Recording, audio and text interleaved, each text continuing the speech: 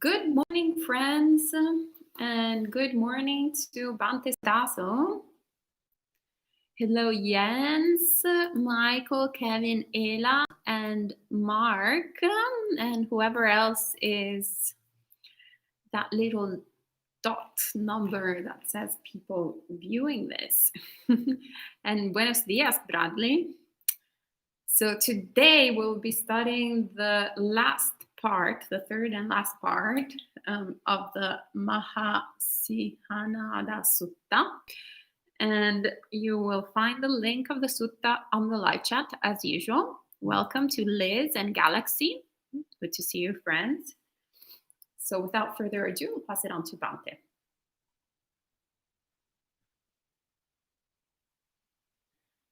Namo tassa bhagavato arahato samma sambuddhassa. Namo tassa bhagavato arahato samma sambuddhassa. Namo tassa bhagavato arahato samma sambuddhassa. Buddhang dhammang sanghang namasami. So today we're finishing up the Mahāsīhanāda Sutta, Majjhima Nikaya number 12. We had just gotten through the section where the Buddha explains that he can see the practices which lead to any state of being. And he can look at how somebody is behaving and predict where they're likely to wind up, whether they're likely to be reborn as a deva or a human or a ghost or an animal or a hell denizen. And also he can tell if someone is on the path to awakening. So we just finished that section. And the section we're starting with today, the Buddha describes in detail many of the ascetic practices that he had done before discovering Buddhist practice. So part of the story of the Buddha's life was that after he left behind the palace life that he had lived in, and decided to become a wandering contemplative, he initially started by practicing the spiritual practices which were common at the time. The spiritual practices which were being taught by the teachers that were famous and well respected at the time. And many of the primary practices that were taught were practices of self-torture, or extreme asceticism of various sorts.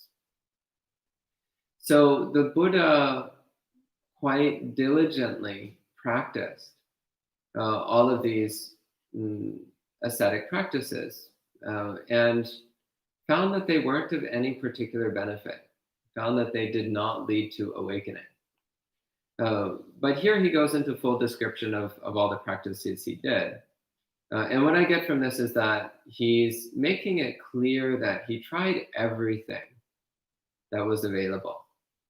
And he saw that it wasn't working, which is why he then eventually realized, after several years, that's why he eventually realized that he was going to have to figure out the path to enlightenment on his own. Because the practices that had been taught to him were not effective. They weren't getting him anywhere. So I'm going to go ahead and read through this section. Some of this might be a little bit shocking if you've never encountered this before.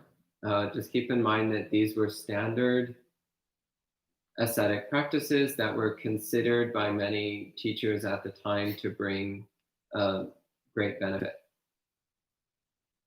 So it begins, the Buddha says, Sariputta, I remember that I lived the four-factor spiritual life. I was an ascetic, supremely ascetic. I was coarse, supremely coarse. I was careful, supremely careful. I was secluded, supremely secluded. So apparently this was known as a way of living a spiritual life at the time, the four-factored spiritual life. So these four qualities of asceticism, coarseness, carefulness, and seclusion. Again, keep in mind as I'm reading through this, this is not Buddhist practice. This is non-Buddhist asceticism, which the Buddha eventually rejected as unhelpful. So he says, Sariputta, this was my asceticism. I went without clothing, rejecting normal behavior, licking my hands, not coming when invited to come or staying when invited to stay, not accepting what was brought for me or designated for me or that I was specifically invited for. I did not receive food from the mouth of a pot, from the mouth of a basket, across a threshold, across a stick, across a pestle, from people eating, from a pregnant woman, from a nursing woman, from a woman among men, from a gathering of famous people, from a place where dogs stay, from a place where flies are clustered. I did not eat fish or meat. I did not drink liquor, wine, or beer. I went to only one house and ate only one portion. Or I went to 2 houses and ate only 2 portions, or I went to only 7 houses and ate only 7 portions. I lived on 1 offering a day, or 2 offerings a day, up to 7 offerings a day. I ate only once a day, or once every 2 days, up to once every 7 days. In this way, I practiced eating at specific intervals, even to the point of eating only once per fortnight. I ate only vegetables, or only millet, or only grain, or only sinew, or only moss, or only rice bran, or only foam from cooking pots, or only sesame seeds, or only grass, or only cow dung. Or I lived on roots and fruits gathered in the forest, or I lived on fruit fallen from trees. I wore hemp cloth, or hemp blends, or cloth taken from corpses, or discarded rags, or tree bark, or an antelope hide, or pieces of antelope hide, or woven grass, or cloth made from bark, or cloth made from wood, or a blanket made of human hair, or a blanket made of horse hair, or owl wings. I pulled out my beard. I was committed to pulling out my beard. I stood continuously. I refused to sit. I squatted continuously. I was committed to the exertion of squatting. I used a mattress of thorns. I slept on a mattress of thorns. I was committed to bathing 3 times a day, even in the evening. In this way, I was committed to many ways of tormenting the body. So once again, he's making it clear that he tried out just about every ascetic practice of self-torture that was available at the time. Everything that was taught at the time. Next he says, Sariputta, this was my coarseness. For years, I allowed dirt and mud to accumulate on my body, like the bark of a tree. Sariputta, just as the trunk of a tinduka tree accumulates bark over the years, in the same way, for years I allowed dirt and mud to accumulate on my body, like the bark of a tree. Sariputta, I never thought I could rub this dirt and mud off with my hands, or someone else could rub this dirt and mud off with their hands. Sariputta, I never thought this. Sariputta, this was my coarseness. Sariputta, this was my carefulness. I was mindful when moving forward and mindful when moving backward, with compassion established in me even towards a drop of water, thinking, may I not bring harm to the tiny beings who live in uneven ground. Sariputta, this was my carefulness. Sariputta, this was my seclusion. I entered and lived in a particular wilderness domain. When I saw a cowherder or a shepherd or a grass collector or a wood gatherer or forest worker, then I would flee from grove to grove, from jungle to jungle, from valley to valley, from plateau to plateau. For what reason? So that they would not see me and I would not see them. Sariputta, just as a wild animal, when it sees a human, flees from grove to grove, from jungle to jungle, from valley to valley, from plateau to plateau. In the same way, Sariputta, when I saw a cowherder or a shepherd or a grass collector or a wood gatherer or a forest worker, then I would flee from grove to grove, from jungle to jungle, from valley to valley, from plateau to plateau. For what reason? So that they would not see me and I would not see them. Sariputta, this was my seclusion. Sariputta, when there was a cow shed with cows inside and the cowherd had left, then I would approach on all fours and feed on the cow dung left by young nursing cows. Sariputta, as long as my own urine and excrement did not run out, I lived on my own urine and excrement. Sariputta, this was my practice of eating filth. Sariputta, I entered and lived in a particular terrifying forest grove. A forest grove so terrifying that almost anyone who entered that was not free of lust would find their hair standing on end. Sariputta, during the coldest part of the winter, when snow was falling, I would sit in the open air at night and in the forest grove during the day. And during the hottest part of the summer, I would sit in the open air during the day and in the forest grove at night. Then I spoke these spontaneous verses that I had never heard before. Scorched and chilled, alone in the terrifying forest, naked and with no fire to sit beside, the sage is intent upon his quest. Sariputta, I slept in cemeteries next to bones. Cowherd boys would approach me and spit on me, urinate on me, scatter dirt on me, and put sticks in my ears. However, Sariputta, I do not recall ever producing a harmful mind state about them. Sariputta, this was my practice of equanimity.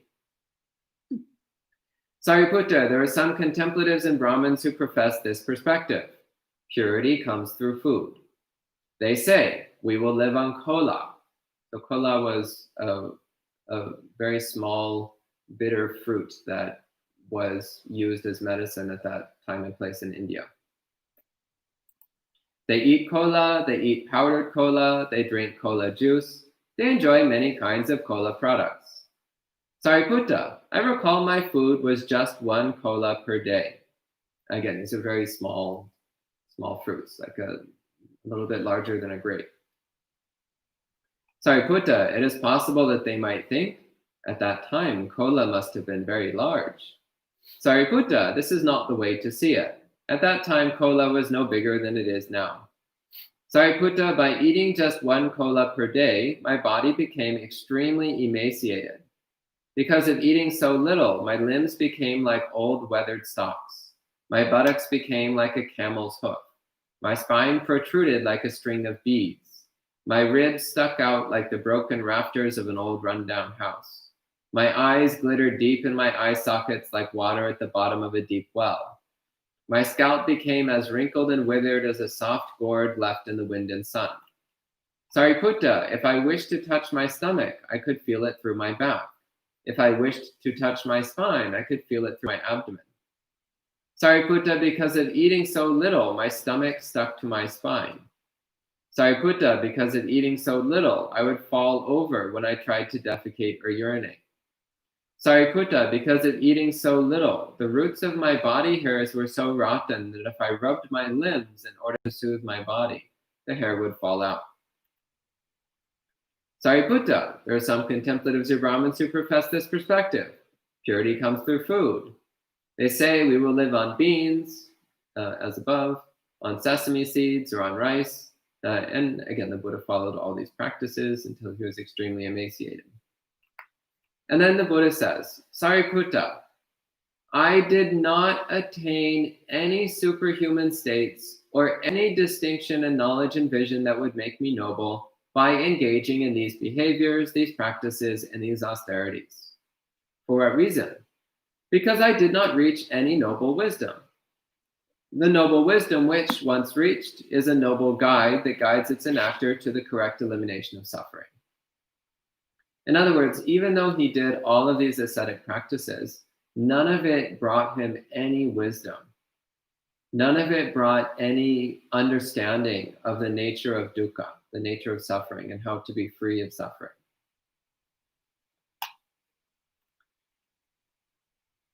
Then the Buddha says, Sariputta, there are some contemplatives or Brahmins who profess this perspective. Purity comes through samsara.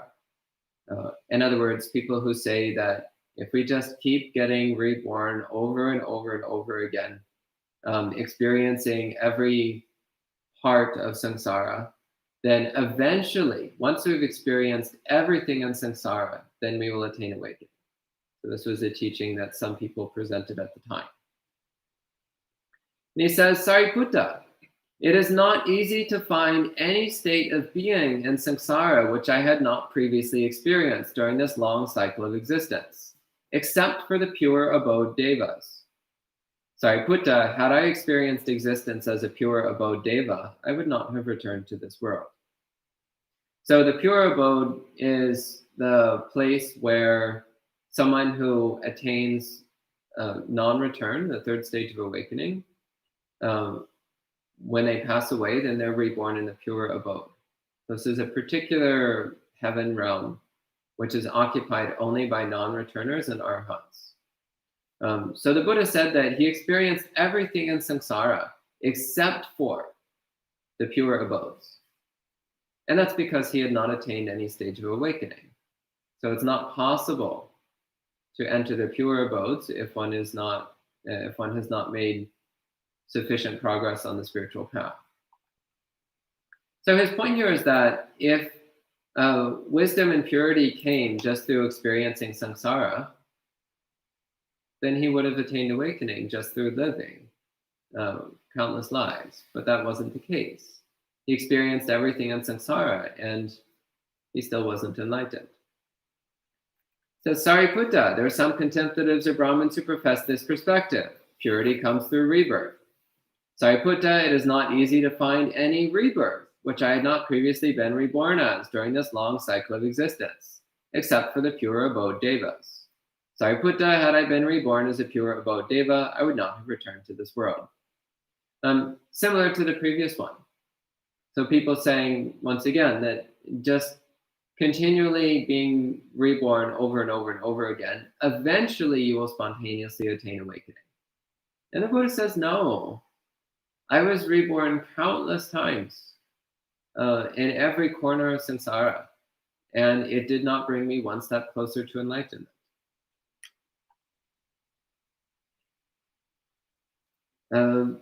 And this is a really important thing to keep in mind, because some people have this kind of blind optimism that if we just wait it out long enough, then one day we'll just kind of randomly happen upon enlightenment.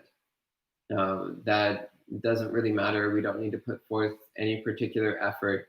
It'll just happen spontaneously once we've lived long enough in different lives in samsara. But the Buddha is very clear here that no, one can live countless eons in samsara, experiencing every form of life over and over and over again. But unless one sincerely practices the Four Noble Truths and Noble Eightfold Path, then one will not attain awakening.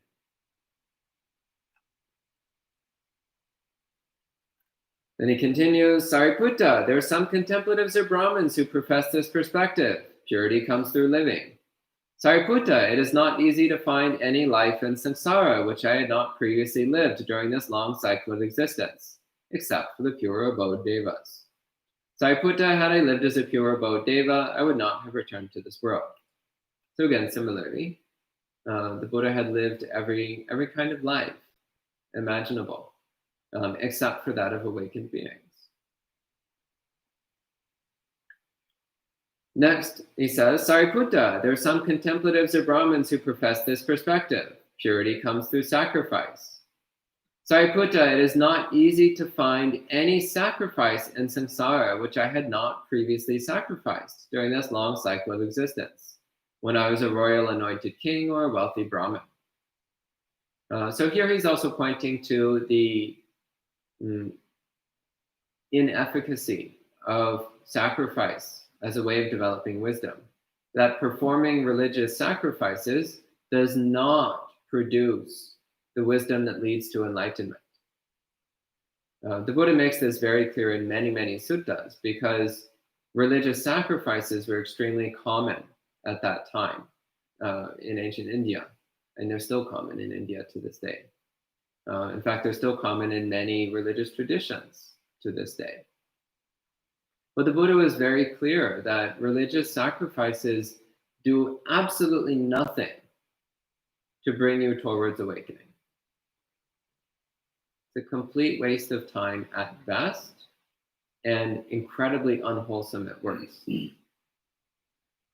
Especially if the sacrifice involves torturing or killing animals, or even humans, as often is the case in religious traditions that involve sacrifice. Then one is simply accumulating bad karma. So not only is one not making progress towards awakening, one is accumulating bad karma by harming sentient beings, and one is compounding that bad karma by believing that doing something evil is a spiritual practice. So the Buddha says, yeah, sacrifice doesn't work. That doesn't lead to enlightenment. I tried every imaginable kind of sacrifice. Didn't work. Didn't do anything. Then he says, Sariputta, there are some contemplatives or Brahmins who profess this perspective. Purity comes through fire worship. Sariputta, it is not easy to find any fire in samsara which I had not previously worshipped during this long cycle of existence, when I was a royal anointed king or a wealthy Brahmin.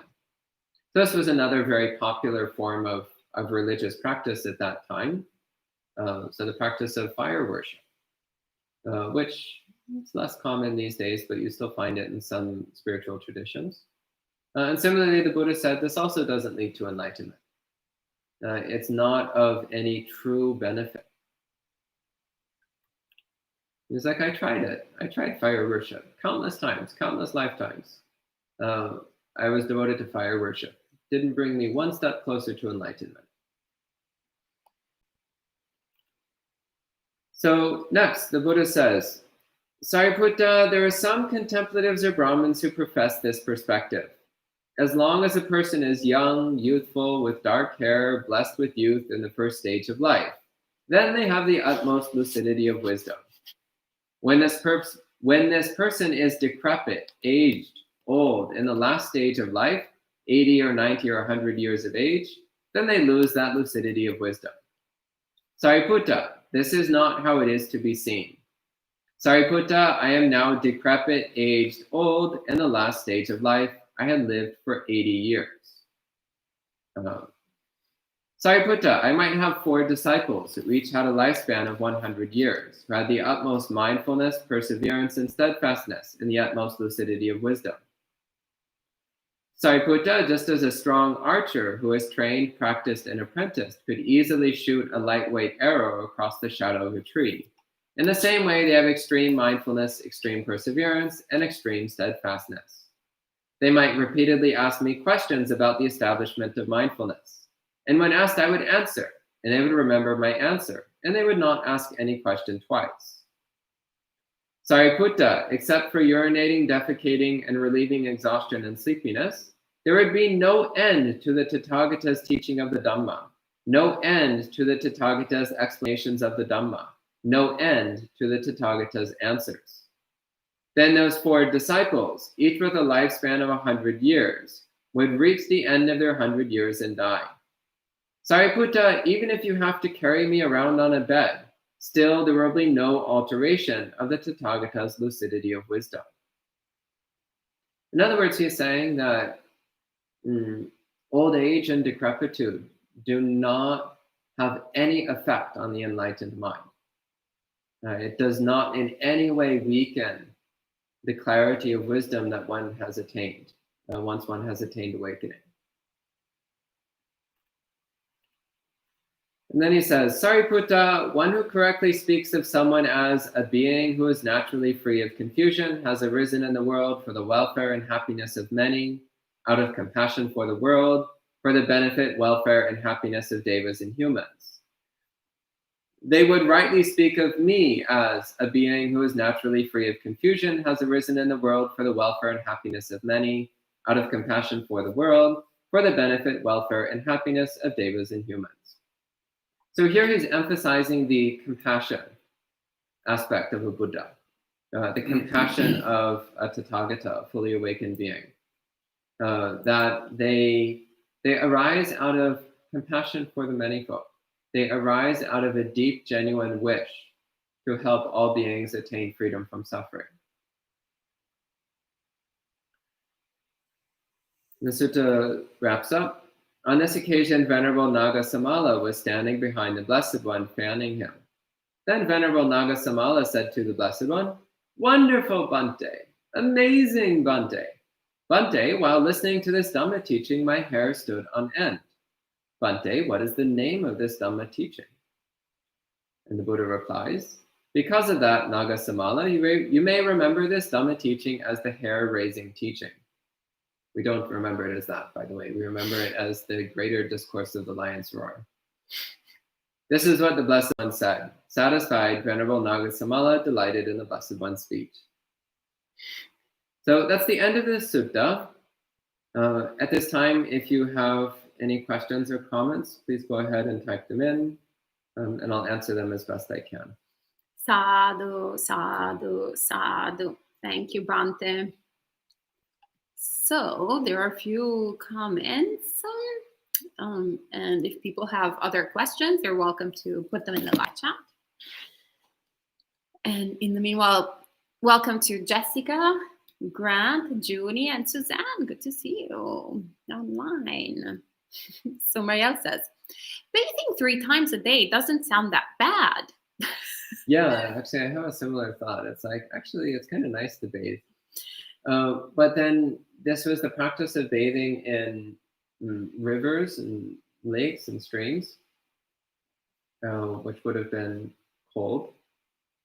So you'll notice that he was, at that time, he was doing the practice of going about without clothing, even in the middle of the winter.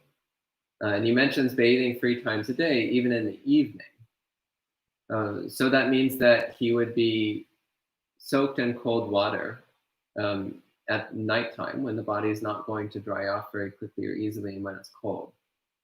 So that was also a practice of self-torment. But it was also coming from a pervasive belief at the time that washing the body would also wash away your bad karma. This is mentioned specifically in several other suttas as an example of wrong view, which the Buddha dismissed. This belief that ritual bathing could wash away one's defilements. So this is still a common belief in India to this day. So people will go to bathe in the river Ganges, thinking that that will purify their karma, wash away their bad karma. So I think that's what he's referring to. He's referring to this practice of ritually bathing 3 times a day from the belief that it would purify your bad karma. But as the Buddha specifically states elsewhere, it doesn't. The only way to purify one's bad karma is by cultivating wholesome conduct, by practicing morality and developing wisdom and samadhi. So ritual bathing doesn't bring any benefit. Right, and Maria's also asking, he engaged in these behaviors through different lifetimes, right? Oh, all the ascetic practices? Yeah. He definitely engaged in quite a number of these practices in his final lifetime, so before he attained awakening. So there's a period of, I think, 6 years between when he left the palace life and when he attained full enlightenment. And for the first part of those 6 years, he was practicing these extreme ascetic practices until he eventually realized that it wasn't bringing him any closer to awakening, at which time he gave up on the ascetic practices and focused on meditation instead. Whether he did all of these practices during those 6 years or whether some of them he did in previous lives, I'm actually not sure. I've never thought about this before. Because he does describe quite a lot, and that would be quite a lot to pack into those 6 years while still leaving room for the meditation practices he did later on. So yeah, I'm not sure whether it was all in his final life or also in previous lives. Right. And Gita asks, Bhante, do non-returners and arhats in the pure abodes then attain Nibbana there, or can one ever become a Sammasambuddha? That's an interesting point of debate. So the traditional answer in Theravada circles would be that they attain full awakening, full enlightenment in the pure abodes. But there are other viewpoints that they can still eventually become a Sammasambuddha if they wish to. I don't have a strong view on the matter, but you will hear different opinions on that subject. All right. Marielle says, we should have remembered it as the hair-raising teaching. And Bradley says that apparently the sound is a little bit airy. So maybe I'll put the thing closer. Anyway, we always have some technical issues. And Gita says, thank you, Bhante, for this Dhamma teaching. And Joni says, awesome lesson, needed this. Good for delusion attached type that you mentioned before. Right, well, that's all that there is right now, unless people type something in the live chat. Well, if that's it for this morning, then I guess that's it for this morning. Ella says, Buddha's motivation is really incredible. It looks indeed like one cannot attain a very strong motivation unless doing it for the sake of others. It helps a lot. It really is tremendously helpful. So if one's practice is solely self-centered, then it's quite difficult to make significant progress, especially since the aim of Buddhist practice is to completely relinquish self-centeredness. So if our motive behind practicing is self-centered, then that's ultimately going to be an obstacle to making forward progress. So was the Buddha not even a stream enter? The traditional explanation is that the Buddha was not even a stream enterer when he was born in his final life. And are all some Buddhas like that? Like they don't have any level of awakening? That is the traditional teaching. Very interesting. Yeah. The traditional teaching is that a bodhisattva enters its final life without having attained any stage of awakening. In the Theravada tradition? Mm. Wow. Okay, so that's... They get all 4 stages in that final life. They don't have any of them beforehand. That's the traditional explanation anyway. In the Mahāyāna, they talk about other kinds of Buddhas as well. So Buddhas who do attain some stage of awakening before their final life. In the Theravada tradition, it's only spoken about as bodhisattvas attaining all 4 stages in their final life. Right, very interesting. Thank you, Bhakti. And Jim says, I have this quote from an Indian saint, Anandamayima.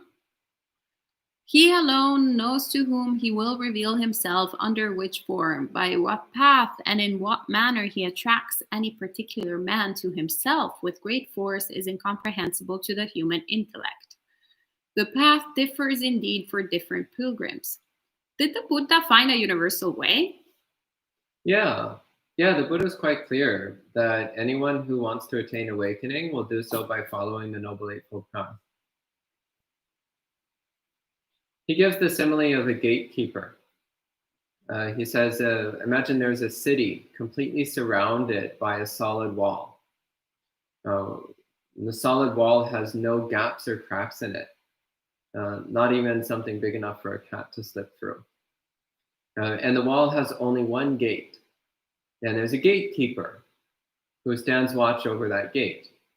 So the gatekeeper cannot say how many people have passed through the gate in the past or how many people will pass through it in the future. But the gatekeeper can say, everybody who enters the city will do so through this gate. So the Buddha says, in the same way, he knows that everyone who attains enlightenment will do so by practicing the Noble Eightfold Path. Okay. And Mariella asks, is compassion a good medium for Devas to attain awakening? Since they don't have the conditions that will force them into awakening, perhaps compassion for others might help. Oh, compassion always helps. As for what's of particular benefit to Devas, I'm not sure. I haven't been involved in teaching Devas. And I don't recall seeing anything in the suttas which talks specifically about what is best when teaching Devas.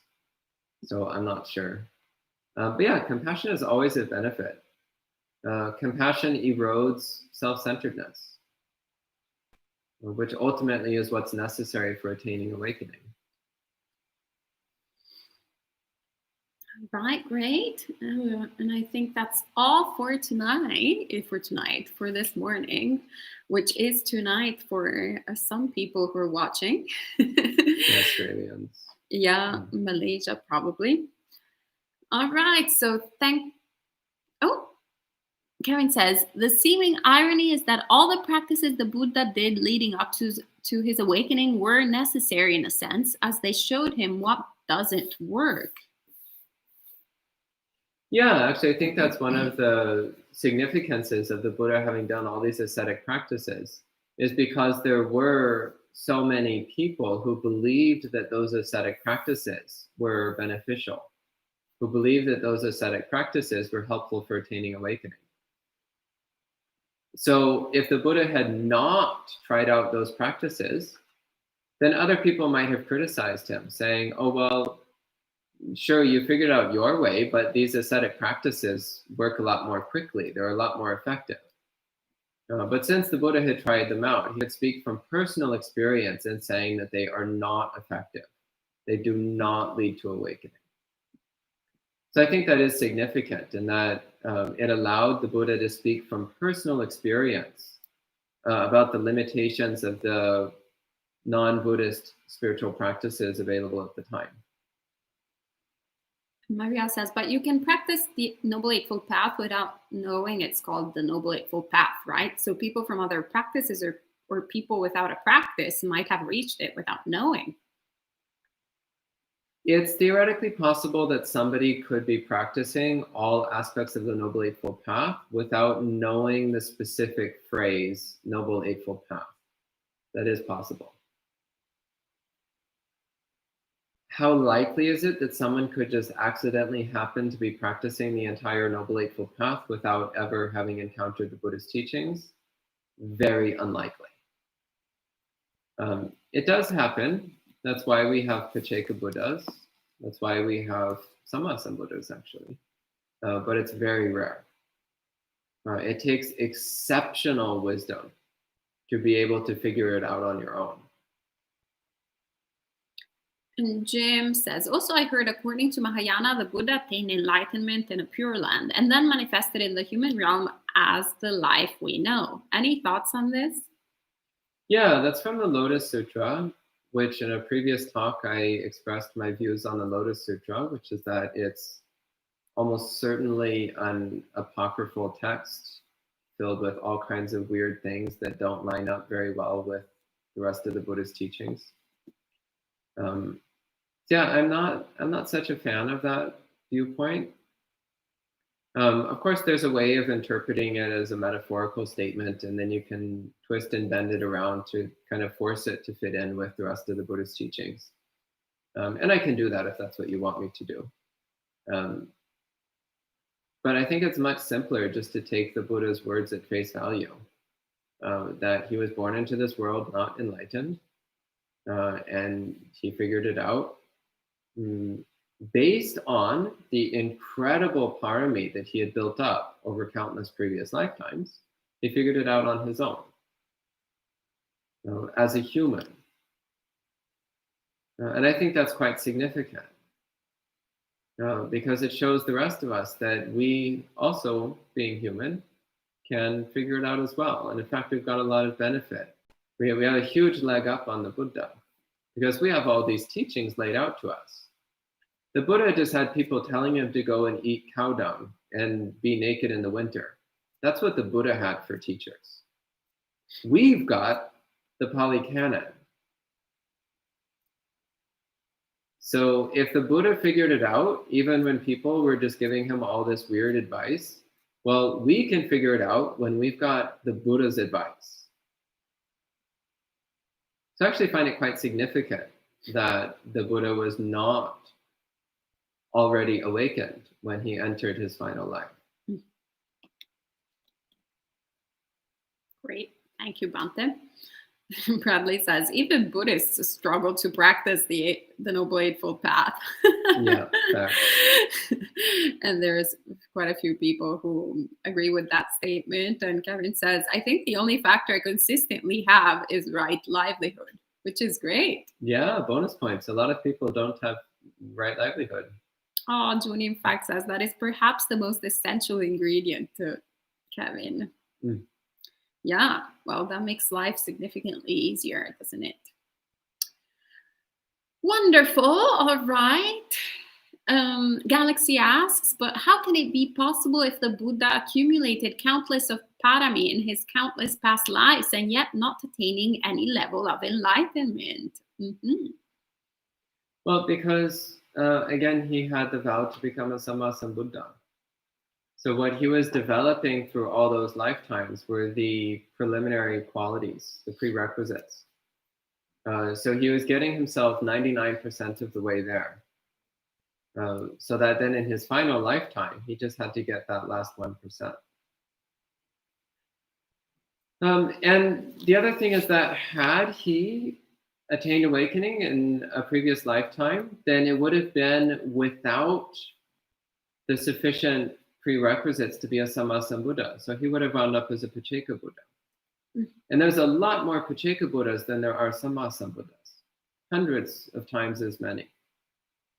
So yeah, there's probably countless examples of beings who made a Sammasambuddha vow, practiced as a bodhisattva for many, many, many lifetimes, and then attained awakening as a Pacceka Buddha. So they attained awakening before they had fully developed the paramis necessary to be a Sammasambuddha, which means they become a Pacceka Buddha, which is still great. It's fine. It just means that they wouldn't be a Sammasambuddha. So the fact that Shakyamuni became a Sammasambuddha indicates that, yeah, he was a hair's breadth away from awakening for countless lifetimes, but it was only after he had fully developed the qualities of a Sammasambuddha that he finally attained full awakening.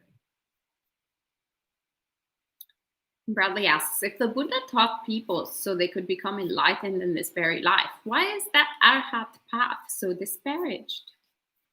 Mostly because people don't understand it. Actually, even a lot of people who are practicing Theravada don't understand it. A lot of people who are practicing Theravada think that the arhat path is a selfish path. I want to get awakened. I want to get free of samsara and forget all these other beings. But that is a misunderstanding. The Buddha states clearly in many, many places that an arhat is for the benefit and well-being of countless people, for the benefit and well-being of all sentient beings. And also, as long as one is practicing with a self-centered attitude, then one can never attain awakening. Again, the final step in Buddhist practice is the complete relinquishment of self-centeredness. So as long as one is thinking, I want to attain enlightenment for me and forget all those others, as long as one has that motive, then one will never attain awakening. In fact, one is not likely to even become a stream enterer, let alone an arhat. So as long as one has a self-centered motive, one will not make swift progress on the path. One of the big shifts that happened in the development of Mahayana philosophy, Mahayana thought, was there came to be this debate about whether or not arhats are actually fully enlightened or not. And this came to its full development in Vajrayana, where they actually directly state that arhats are not enlightened, that arhats are still caught in attachment to self, that they're still caught in the ego delusion, the delusion of me, mine, I am, which is not what we see in the Pali text, of course. In the Pali text, it's quite clear that an arhat is one who has completely destroyed the delusion of self-existence, one who has completely destroyed the conceit of me and mine and I am. But this explains why there can be this disparagement of arhats. There's this idea that they're not fully enlightened, and they're these self-centered beings who are so lost in their selfishness that they're not even helping themselves, let alone others. But that's because of a misunderstanding about the nature of an arhat. That's a misunderstanding which is present also in Theravada circles. I've met a lot of Theravada practitioners who have this viewpoint of like, well, I don't need to care about other people, screw them. I just need to care about me. It's like, well, that's nice, I guess, but it's not going to lead to enlightenment. But you can see then where a somewhat negative view of arhants can come about, somewhat negative view of an arhat path can come about. It's from that pervasive misunderstanding that the path to arhatship is an inherently self-centered, selfish path. And unfortunately, that negative stereotype has been perpetuated just as much by Theravadins as it has been by Mahayanists. And Michael says in that regard, among my Mahayana monastic friends, there is the feeling that although Mahayana Buddhists do not reject Theravada, Theravada Buddhists reject the Mahayana. You yourself, on the other hand, seem to respect the Mahayana teachings, albeit you practice Theravada now. This is the one reason why I'm happy to take you as a teacher. Oh, that's very sweet.